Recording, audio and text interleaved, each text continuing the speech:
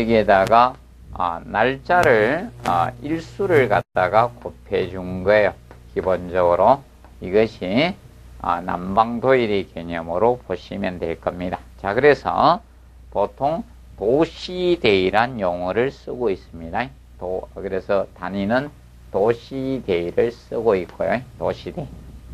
그런데 보통 도일 개념은 그러면 남방일수를 곱해주면 이 일수에 따라서 일수가 남방일수면 기본적인 남방도일이 될 겁니다. 남방기간이 되면 남방도일이 되고요. 반면에 이 냉방일수를 곱해주면 냉방도일의 개념이 된다고 보시면 되겠습니다. 냉방도일.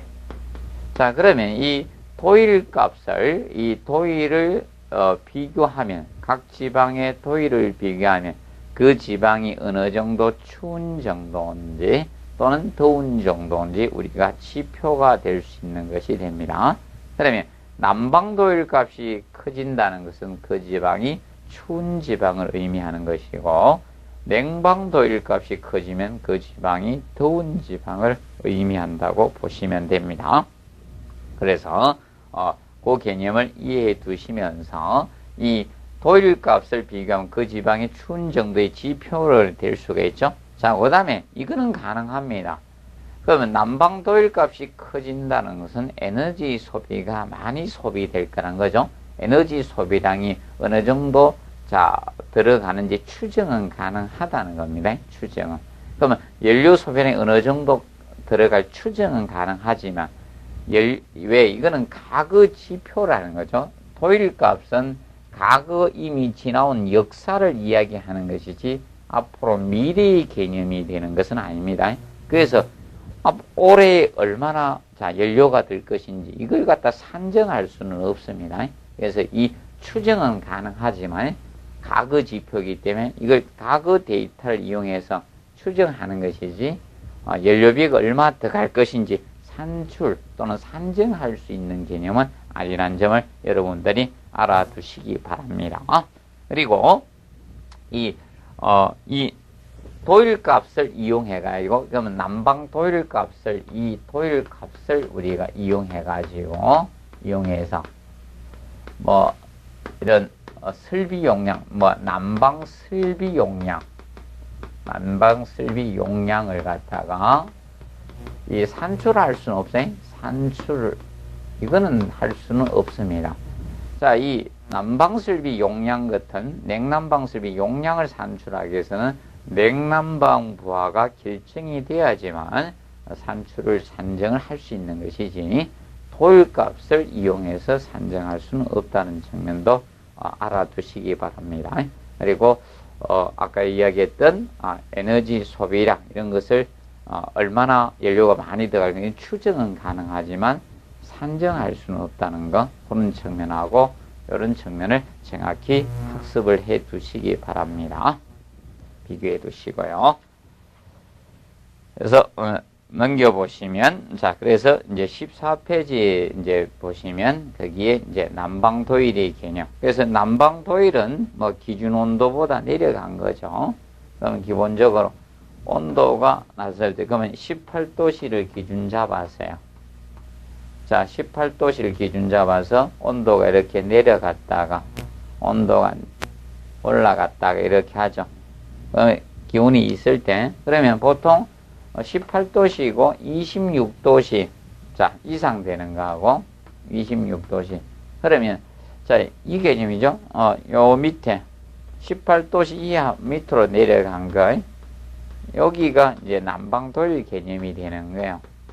이걸 미분 방정식을 풀면 이 부분이 난방도일 값이 나오는 거고, 그럼 온도가 높아 26도씨 또는 28도씨 기준 잡는 분도 있는데, 그러면 여기 개념이 냉방도일이 되는 거예요.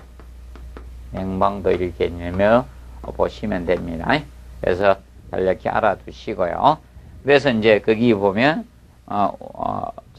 지금 현재 우리나라의 난방도일 값을 거기 그래프로 이렇게 나타냈습니다. 서울은 대략 나오죠. 3050에서 도시대에서 3150도시대이 정도에 속하는 지역이죠. 밑에 쭉 연결해서 보면 차이가 있을 겁니다. 그래서 여러분들 지금 현재 밑으로 갈수록 남방 도율값이죠. 뭐 서귀포는 1600도시대밖에 안 되고, 그러면 엄청난 차이가 있는 거죠. 서울 지방하고 거의 2배 가까이 차이가 나니까. 그래서 이 토율값이 자 실내 온도가 동일하다고 해서 각 지방의 토율값은 일정하지가 않습니다. 왜?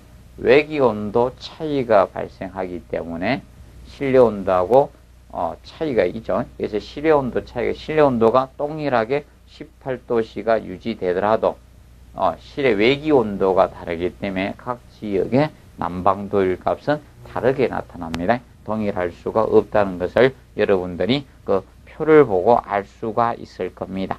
자, 그래서 이제 그 밑에 보면 부산은 2000 얼마밖에 안 되죠. 2150에서 2250도시대 정도까지 되죠. 그래서 따뜻하죠. 거기 보시면. 그 다음에 이제 습도가 나옵니다. 뭐 습도는 이제 대기 중에 포함된 수증기 양을 우리가 습도라고 표현하는데, 지구 표면에는 물이 많죠. 바다가 넓기 때문에. 그리고 육지 내에도 강, 호수 이런 게 많기 때문에 대략 3분의 2 정도가 물이 차지하죠. 인간도 한 70%가 물이라니까.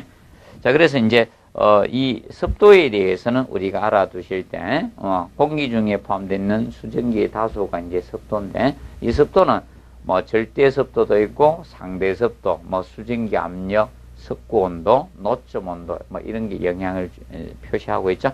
그러면 일반적으로 일기예보에서 발표하는 아나운서들이 오늘의 습도 몇 프로입니다. 이것은 상대 습도를 이야기합니다. 그래서 인간이 느끼는 것은 상대 습도를 느낍니다.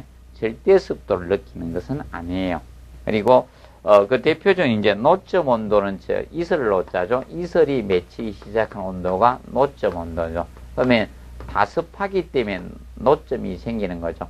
노점 온도하고 관련된 것이 결로입니다. 결로. 우리 생활을 하다 보면 이 결로가 많이 발생하죠. 그래서 이 결로하고 노점 온도 연계가 있는 겁니다. 그러면 습도가 높아지면 노점 온도가 높게 형성되거든요. 그래서 일반적으로 집에서 결로가 생기는 분들은 게을러가지고 환기를 안 해서 보통 생긴다고 보시면 됩니다. 그래서 환기를 자주 하는 집은 곰팡이가 피지 않지만 환기를 안 한 분들은 거의 곰팡이 피죠. 그래서 이게 습도의 영향을 우리가 주는 겁니다. 자, 그래서 여기 보시면 이제 그래서 거기 클라이모 그래프라고 나오죠. 4번에 15페이지. 클라이모 그래프는 가로축의 습도고 세로축의 온도죠. 그래서 세로축에는 온도를 나타냈고요. 그리고 가로축에 습도를 나타낸 것이 습도, 가로축이 이 클라이모 그래프인데, 자, 클라이모 그래프는 페이지 16페이지 보시면 나올 겁니다. 16페이지에 6번에 클라이모 그래프가 거기 나오고 있습니다. 그러면 거기 보면 서울, 부산, 제주의 클라이모 그래프를 보면 우리나라의 대충 이런 형태가 되죠. 자, 여름철은 어떤 형태를 나타내는가? 여기 이렇게 나타내놨죠? 제가 책을 보고 제가 그리는 정확하지 않기 때문에 자, 그 책을 보면서 보통 이겁니다. 우리나라의 여름철은 고온 다습하죠. 온도가 높아지면서 다습합니다. 대표적으로 어떤 지역과 관계없이. 근데 겨울철을 보시면 온도가 떨어지면서 좋은 저습, 습도가 떨어지는 걸 느꼈을 겁니다. 좋은 저습을 한 형태가 됩니다. 이런 형태로 우리가 등장이 됩니다. 근데 이 습도는 겨울마다 약간의 차이는 있습니다. 우리나라에서 습도가 높은 지역은 대표적으로 어딘가 하면 이 겨울철에 습도가 높게 나타나는 것은 개마고원 있죠. 북한에 저기 중강진 있죠. 개마고원 그쪽이 습도가 높게 나타나요. 보통 우리나라 여름철에 습도가 높게 나타나는 것은 일반적으로 저 동해안 쪽 이런 데가 습도가 굉장히 높게 나타납니다. 그래서 동해안 쪽에 폭우가 굉장히 많이 오는 이유도 그겁니다. 그래서 이렇게 나타내는데 거기에서 이제 그린 클라이모 그래프는 항상 기울진 차원에 온도가 세로축이에요. 가로축의 습도를 나타내는 게 클라이머 그래프입니다. 클라이머 그래프를 보면 서울하고 제주의 특성을 여러분들이 비교하시면 제주는 그걸 보면 겨울에 온도가 저온이 덜 떨어지죠. 0도 위에 있으니까요. 그런데 습도는 더 떨어지죠. 그러면 지금 현재 이 서울하고 제주를 비교했을 때 이겁니다.